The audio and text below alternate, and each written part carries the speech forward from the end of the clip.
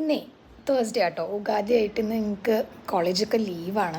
അപ്പോൾ ഞാൻ വിചാരിച്ചു ഒരു സിമ്പിൾ ഡേ എങ്ങനെയാണ് എൻ്റെ പോണേന്നുള്ളത് കാണിക്കാമെന്ന്. ആക്ച്വലി കുറച്ച് രാവിലെ എണീറ്റ് ബ്രഷിങ്ങും ബ്രേക്ക്ഫാസ്റ്റും ഒക്കെ കഴിഞ്ഞു. അപ്പോൾ ഇനിയിപ്പോൾ അതൊന്നും ഞാൻ ഷൂട്ട് ചെയ്തില്ല. അപ്പോൾ എനിക്കത് അങ്ങോട്ട് ഷൂട്ട് ചെയ്യണമെന്ന് തോന്നിയില്ല. പിന്നെ ഞാൻ ഇങ്ങനെ ഇരുന്ന് വർക്ക് ചെയ്യുമ്പോഴാണ് എന്നാൽ പിന്നെ ഒന്ന് ഷൂട്ട് ചെയ്തേക്കാം. ഇത് ഞാൻ പോസ്റ്റ് ചെയ്യുമെന്ന് പോലും എനിക്കറിയില്ല, പക്ഷേ എങ്കിലും ഷൂട്ട് ചെയ്യാമെന്ന് ഇങ്ങോട്ട് കരുതി. ഇന്ന് കുറച്ച് വർക്ക് ഉണ്ട് ചെയ്യാൻ എനിക്ക്. ക്ലാസ് എൻ്റെ PhDയുടെ കുറച്ച് വർക്കുകൾ കാര്യങ്ങൾ ചെയ്യാനുണ്ട്. അപ്പോൾ അതും ചെയ്യണം, പിന്നെ കുറച്ച് ക്ലീനിങ് ചെയ്യണം. അങ്ങനെയൊക്കെയാണ് എൻ്റെ ഒരു പ്ലാൻ. അപ്പോൾ ബയോ കാണാം. അപ്പോൾ ഞാൻ വർക്ക് ചെയ്യാൻ അങ്ങ് ഇരുന്നു. ഞാൻ ഏതാണ്ട് ഷൂട്ട് ചെയ്യുന്ന സ്ഥലത്തിൻ്റെ അടുത്തൊക്കെ തന്നെയാണ് കേട്ടോ എൻ്റെ ടേബിളും. ഞാൻ അതിനായി ഇരിക്കുകയാണ്. കുറച്ചധികം റിസർച്ചിൻ്റെ വർക്ക് ഉണ്ട്, എഴുതാനും കാര്യങ്ങളൊക്കെ. അപ്പോൾ അതൊക്കെ അങ്ങോട്ട് എഴുതിക്കൊണ്ടിരിക്കുക. ചില ദിവസം ഇങ്ങനെ വർക്ക് ചെയ്തുകൊണ്ടൊക്കെ ഇരിക്കുമ്പോൾ എനിക്ക് എപ്പോഴും സമയം തികയാത്ത പോലെ തോന്നാറുണ്ട്. നിങ്ങൾക്ക് അങ്ങനെ തോന്നാറുണ്ടോ? ഇങ്ങനെ ഇടയിലൊരു ബ്രേക്കൊക്കെ കിട്ടുമ്പോൾ കുറേ കാര്യങ്ങൾ പ്ലാൻ ചെയ്യും, ആ ദിവസം ചെയ്യാൻ, അത് ചെയ്യണം, ഇത് ചെയ്യണം, അങ്ങനെ എങ്ങനെയെന്നൊക്കെ. ബട്ട് ഫൈനലി അങ്ങനെ എല്ലാം ഒന്നും ചെയ്തു തീർക്കാൻ പറ്റാറേ ഇല്ല.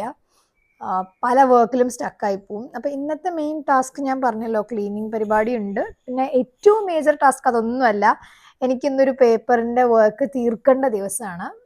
ദിവസം എന്ന് വെച്ചാൽ ഞാൻ തന്നെ ഒരു ഡെഡ് ലൈൻ വെച്ചിട്ടുള്ള ദിവസമാണ്. ആക്ച്വലി എനിക്ക് തോന്നിയിട്ടുള്ള ഒരു ഡെഡ് ലൈൻ വെച്ച് വർക്ക് ചെയ്യാണ് ബെറ്റർ. അല്ലെങ്കിൽ നമ്മൾ എന്താ പറയുക, നാളെ ചെയ്യാം, മറ്റന്നാൾ ചെയ്യാം, അങ്ങനെ ആലോചിച്ച സമയവും ദിവസവും ഇങ്ങനെ പോവും. ഒരു ഡെഡ് ലൈൻ ഉണ്ടെങ്കിൽ നമുക്കൊരു ടെൻഷൻ വരുമല്ലോ, അയ്യോ തീർത്തേ പറ്റൂ, കഴിഞ്ഞു, ഈ സമയമില്ല. അപ്പം അങ്ങനത്തെ ഒരു ഡെഡ് ലൈൻ ഡേ ആണ് ഇന്ന്. അപ്പോൾ let's just do our work and make this day productive. അപ്പം നിങ്ങൾ എങ്ങനെ ഒരു വർക്കിംഗ് വീക്കിൽ പെട്ടെന്ന് വരുന്ന ഹോളിഡേ എങ്ങനെ യൂട്ടിലൈസ് ചെയ്യാന്ന് പറയാം. വർക്ക് ചെയ്തുകൊണ്ടിരുന്നതിൻ്റെ ഇടയിൽ കൂടെ എനിക്കൊരു കോള് വന്നു, ഒരു പാർസൽ ഉണ്ട് എന്ന് പറഞ്ഞിട്ട്. അപ്പം എന്താ ഡ്രസ്സൊക്കെ ഒന്ന് ചേഞ്ച് ചെയ്ത് പാർസൽ കളക്ട് ചെയ്യാൻ പോകും. അപ്പം ഞങ്ങൾ സ്റ്റേ ചെയ്യുന്ന ഈ കമ്മ്യൂണിറ്റിക്കകത്ത് വീട്ടിൽ കൊണ്ടുവന്ന് ഡോർ ഡെലിവറി ചെയ്യില്ല. ചെറിയ പാർസൽസ് ഒക്കെ, വലിയ ഫ്രിഡ്ജ്, TV അങ്ങനത്തെ കാര്യങ്ങളൊക്കെ ചെയ്യും, അതല്ലാതെ ചെയ്യില്ല. ഡ്യൂ ടു സെക്യൂരിറ്റി റീസൺസ് ഒരു പെർട്ടിക്കുലർ സ്പോട്ടിൽ ഓൾ ഡെലിവറി ഏജൻസീസ് എന്നുള്ള ആൾക്കാർ വന്ന് പാർസൽസ് വെക്കും.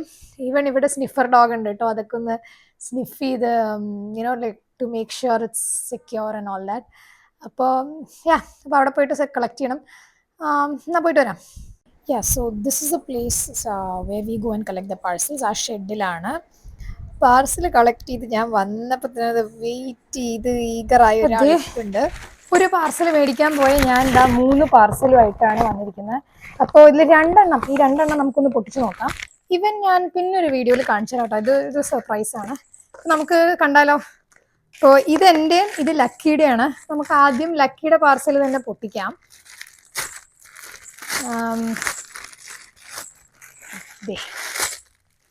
ഒരു ഡോഗ് കോളറാണ്, ബട്ട് രണ്ടെണ്ണം വിത്ത് ബെൽസ്. കണ്ടോ?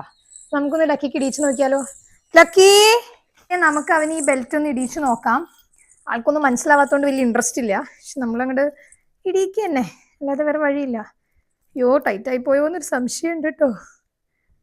ഇല്ല, കുഴപ്പമില്ല. നമുക്ക് ജസ്റ്റ് സംഭവം സെറ്റായി. നോക്കട്ടെ, എവിടെയാ കാണാൻ്റെ, കാണിച്ചു കൊടുക്കുമോ? ഷോ, ഇത് മുറ്റൂന് ഓൾറെഡി ഇവനൊരു ബ്ലാക്ക് കയറുണ്ട് കേട്ടോ, അതിൻ്റെ പുറമെയാണ് നമ്മളിത് ഇടിയിക്കണേ. ബിക്കോസ് ബ്ലാക്ക് ഈ ഒരു ദൃഷ്ടി കാര്യങ്ങൾക്കൊക്കെ നല്ലതാണെന്നൊക്കെ കേട്ടിട്ട് അങ്ങനെ മേടിച്ചതാ. അപ്പോൾ ഇത് കുറച്ചും കൂടി സ്റ്റൈലായിരിക്കും. ഒരു പൊടിക്ക് കോപ്പറേറ്റ് ചെയ്യുന്നില്ല ഇന്ന് അവൻ, എന്താണെന്ന് എനിക്കറിയില്ല. അവൻ്റെ പഴയ മണിയാണ് ഇഷ്ടം. ഇതേ കണ്ടോ, കാണിച്ചൊന്നും തരുന്നില്ല. ആളിന്ന് അത്ര മൂഡിലല്ല, പുതിയ സാധനമായിട്ട് പരിചയപ്പെടണ്ടേ. അവൻ്റെ ബെല്ലാട്ടോ ഭയങ്കര ഇഷ്ടം. കുളിക്കാൻ നേരത്ത് നമ്മളത് കയറിലിങ്ങനെ കെട്ടിയിരിക്കും, ഒരു ചെറിയ മണി. അത് ഊരിക്കഴിഞ്ഞ് കഴിഞ്ഞാൽ അത് തിരിച്ച് കെട്ടുന്നവരെ അവനത് വെയിറ്റ് ചെയ്തിരിക്കും. എൻ്റെ പാർസലൊന്ന് നോക്കിയാലോ. ഈ പാർസലിൻ്റെ പിന്നിലൊരു കഥയുണ്ട് കേട്ടോ. ആദ്യം ഇതൊരു തവണ ഓർഡർ ചെയ്തു, എന്നിട്ട് വന്നത് ഒരു ബന്ധമില്ലാത്ത എന്തോ ഒരു സാധനമാണ് വന്നേ. പിന്നെ ഞാനത് റിട്ടേൺ കൊടുത്ത് ഓർഡർ ചെയ്തതാണ് ഇപ്പം ഇതെങ്കിലും ഇതേ സംഭവം തന്നെ കേട്ടോ. ഭാഗ്യം, വീണ്ടും അല്ലെങ്കിൽ തിരിച്ച് മേടിക്കേണ്ടി വന്നേനെ. നിങ്ങൾക്ക് അങ്ങനെ അബദ്ധമൊക്കെ പറ്റിയിട്ടുണ്ടോ? എങ്ങനെയാണ് അങ്ങനെ സംഭവിക്കണമെന്ന് എനിക്കൊരു ധാരണയില്ല. പക്ഷെ ഞാൻ എന്ത് ചെയ്തു വെച്ചാൽ ഞാൻ എക്സ്ചേഞ്ച് കൊടുത്തില്ല. ഞാൻ ആ പെർട്ടിക്കുലർ സെല്ലറുടെ തന്നെ വേണ്ടാന്ന് വെച്ച് സെയിം പ്രോഡക്റ്റ് വേറൊരു സെല്ലറുടെ ഇന്ന് മേടിക്കുക ചെയ്തത്. ഇതൊരു മാല കമ്മൽ സെറ്റാണേ, ഭയങ്കര ബഡ്ജറ്റ് ഫ്രണ്ട്ലി സംഭവമാണ്. ട്രെൻഡിലുള്ള നമ്മുടെ സ്വന്തം മഞ്ജു ചേച്ചി ട്രെൻഡാക്കിയ ആ പെർട്ടിക്കുലർ ചെയിൻ ആൻഡ് ഇയറിംഗ് സെറ്റാണ്. കാണാമോ? അടിപൊളിയായിട്ടില്ലേ? താമര. And then of course the 2 studs. കഴിഞ്ഞില്ല, നമ്മൾ ഒരു കളറല്ല, നമ്മൾ ഡബിൾ, രണ്ടെണ്ണം മേടിച്ചത്. ഒരു കോംബോ ആണിത്. ഭയങ്കര റേറ്റ് കുറവാട്ടോ. I think it's like below 200 rupees ആണെന്ന് എൻ്റെ ഓർമ്മ. കുറച്ച് ദിവസമായി ഓർഡർ ചെയ്തിട്ട് ഇപ്പോഴാണ് വന്നത്. ബിലോ 200 ഉറപ്പായിട്ടും. ഇതാണ് നമ്മുടെ second one, the very beautiful pink and green.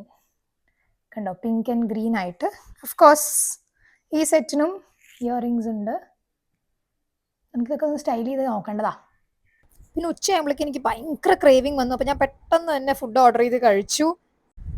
ഈ പരിപാടി എല്ലാം കഴിഞ്ഞപ്പോൾ പിന്നെ ക്ലീനിങ് പരിപാടിയായിരുന്നു കേട്ടോ. എനിക്ക് കിച്ചൺ ഒന്ന് ക്ലീൻ ചെയ്യണമെന്നുണ്ടായിരുന്നു. ഈ കൗണ്ടർ ടോപ്പും ദെൻ ഈ സ്റ്റവ് ക്ലീൻ ചെയ്യാൻ നിങ്ങൾ എന്താ യൂസ് ചെയ്യാറ്? ലൈക്ക് ക്ലോത്ത് ആണെങ്കിൽ ഈ ഒരു റോളൊന്ന് മേടിച്ച് ട്രൈ ചെയ്ത് നോക്കൂ കേട്ടോ. It's very useful. എനിക്കങ്ങനെ സെയിം തുണി പിന്നെ ആ എണ്ണമെഴുക്കും കാര്യങ്ങളൊക്കെ വെച്ച് അതിങ്ങനെ പിടിച്ചുകൊണ്ടിരിക്കാൻ അത്ര ഇൻട്രസ്റ്റ് ഇല്ല. ഈ റോളാകുമ്പോൾ ഇറ്റ്സ് റീയൂസബിൾ. ലൈക്ക് 3-4 ടൈംസ് നിങ്ങൾക്ക് യൂസ് ചെയ്യാം. അതായത് 3-4 ഡേയ്സ് വേണമെങ്കിൽ യൂസ് ചെയ്യാം, വാഷ് ചെയ്യാം. ഇത് ഡ്രൈ ആവും, ഈസിലി വാഷബിൾ ആണ്. പ്ലസ് അത് മാത്രമല്ല, ഗുണം എന്താ വെച്ചാൽ നിങ്ങൾക്ക് അത്ര എന്താ പറയുക, ഈ ഹൈജീൻ നോക്കുകയാണെങ്കിൽ ഇത് നമുക്ക് യൂസ് ആൻഡ് ത്രോ ആണല്ലോ. അപ്പോൾ ഈ തുണികളൊക്കെ വെറുതെ കഴുകിയതുകൊണ്ട് കാര്യമില്ല. Of course it has to be steamed or boiled. ഈ തുണികളൊക്കെ ഒന്ന് ബോയിൽ ചെയ്ത് കഴുകിയാലേ അത് വൃത്തിയാവുള്ളൂ. അന്ന് നമുക്ക് ചെയ്യാൻ ബുദ്ധിമുട്ടാണ്. അപ്പോൾ ഇങ്ങനത്തെ ആകുമ്പോൾ നിങ്ങൾക്ക് ത്രോ ചെയ്യാം.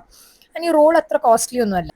എനിക്കങ്ങനെ എപ്പോഴും ഒന്നും ക്ലീൻ ചെയ്യാനൊന്നും ഇഷ്ടമല്ല കേട്ടോ. പക്ഷെ എനിക്കിങ്ങനെ സാധനങ്ങൾ അങ്ങനെ അറേഞ്ച് ചെയ്യില്ല, അതിഷ്ടമാണ്. പക്ഷെ ഇങ്ങനെ മോപ്പിങ്ങും ക്ലീനിങ്ങും പാത്രം കഴുകുക അതൊന്നും അത്ര ഇൻട്രസ്റ്റ് ഉള്ള കാര്യങ്ങളൊന്നുമല്ല. പക്ഷെ എപ്പോഴെങ്കിലും കൂടുതൽ അമ്മ തന്നെയാണ് മോസ്റ്റ്ലി ചെയ്യുക. 90% വല്ലപ്പോഴും എന്തെങ്കിലും ചെയ്താലുള്ളൂ. എനിക്ക് കുക്ക് ചെയ്യാൻ ഇഷ്ടം, പക്ഷെ ക്ലീൻ ചെയ്യാൻ ഇഷ്ടമല്ല. അതുകൊണ്ട് തന്നെ ഞാൻ കുക്ക് ചെയ്യാൻ വേണ്ടി കയറി കഴിഞ്ഞാൽ അമ്മ എപ്പോഴും പറയും ആന കരിമ്പൻ തോട്ടത്തിൽ കയറിയ പോലെയാണ്, പിന്നാലെ തന്നെ ഒരാൾ ക്ലീൻ ചെയ്തുകൊണ്ടിരിക്കാൻ വേണമെന്ന്. പിന്നെ ഞാൻ സ്റ്റൗവൊക്കെ ഒന്ന് അങ്ങോട്ട് തുടച്ച് വൃത്തിയാക്കി നീറ്റാക്കി.